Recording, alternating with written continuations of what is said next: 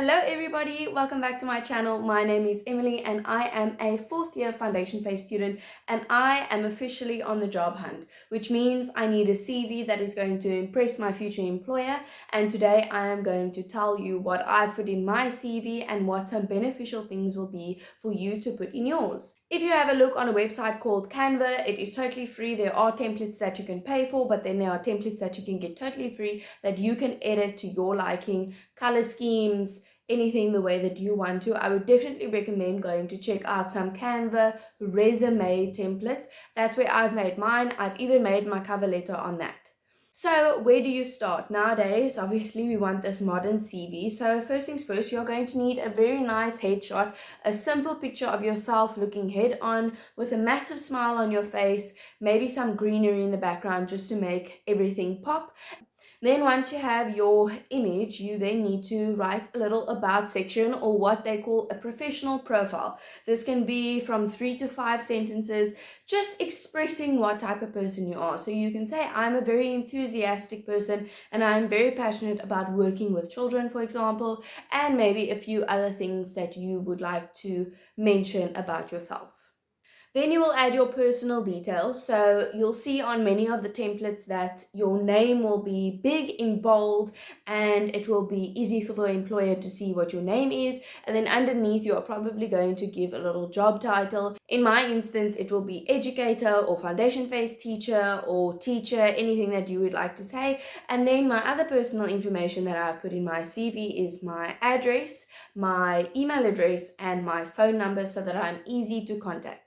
The next thing you can add is your education. So starting from your high school, you can go primary school, but they say to keep your CV at least within the last 5 years. So in the last 5 years, I obviously went to high school. I added where I went to high school when I matriculated, and then I added where I'm currently studying, which means in the little date section where you add the date, I said I started in 2019 and then dash still to present, which means I am in fourth year, but I have not finished my degree as of yet.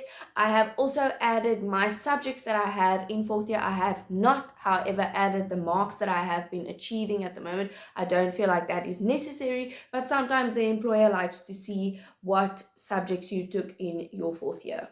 Then if you have any other higher certificate, diploma, any other short course certificates, you can add that under your education section as well.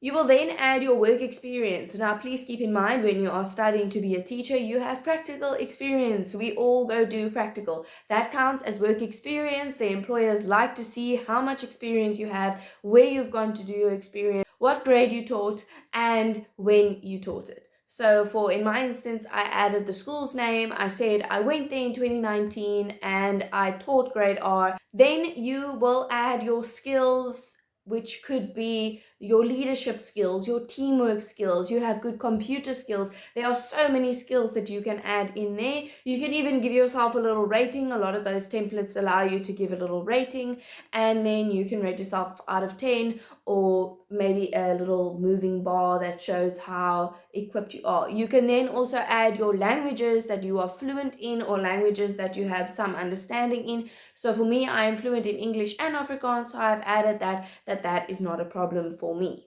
You can then also add that you have your driver's license, which code you have your driver's license in, if you have a PDP, which by the way is extremely beneficial for when you are a teacher, because then you can drive the big bus to sport events. Very beneficial. I do not have mine as of yet. I will probably only be getting it next year, but definitely something that you should look into. Then you can add all your hobbies, your interests, your extracurriculars that you do. So if you coach hockey, you need to add that under your work experience, but then you also need to add it under your extracurriculars. You can add netball. You can add if you're interested in creating content, if you do tutoring, all sorts of hobbies. So even if your hobbies are knitting, then definitely add that in. You never know when that might come in handy, or who might find that extremely beneficial to the teaching job. And then lastly, you will add all your references. Now, this is an extremely important part. You can add your references and just say underneath that they are available on request. But I personally have done it that I've just added them all in. I have asked every referee That's what they're called. I have asked every person if they are willing to be on my reference list, and then I added their email address and their phone number as far as possible. If you only have one or the other, that is totally okay. Make sure that your work experiences and your references kind of, match each other as far as possible. If it is not possible for you to have a reference and a work experience that match, it's fine. Just add the work experience anyway. It's just a pro tip that I have learned from many teachers that I follow over on Instagram and speaking to other people who have experience in interviewing and getting jobs. They say you should really modify your CV to fit the ad of the school, to really fit the school. So if they are looking for certain criteria, add that into your CV. It doesn't mean that you necessarily have to take things out and add things. It doesn't even mean that you're going to add things or take things out at all, but this will mostly also come into your cover letter. You will change your cover letter quite often, and in my next video we will be discussing how to write a formal cover letter and how to change it appropriately to the ad that you are sitting in front of you with. Another thing to remember is that searching for a job is a full-time job. It is hard work, and it is constant. You have to check all the websites and Facebook pages and newspapers every single day, because otherwise you just might miss it. Be sure to follow me on Instagram as well. The link is down below. I make sure to post any posts that I find on Facebook and Instagram for 2023 at the moment, because that is the job year that I am looking for. I post it over on my Instagram stories and I share it with you as far as possible. If you are able to teach in English or Afrikaans or any other language under the sun, make sure to have a CV in all of those languages so that you can send the appropriate CV to the appropriate employer. I hope this video was helpful. Please don't forget to like and subscribe, and I will see you all in the next video. Bye!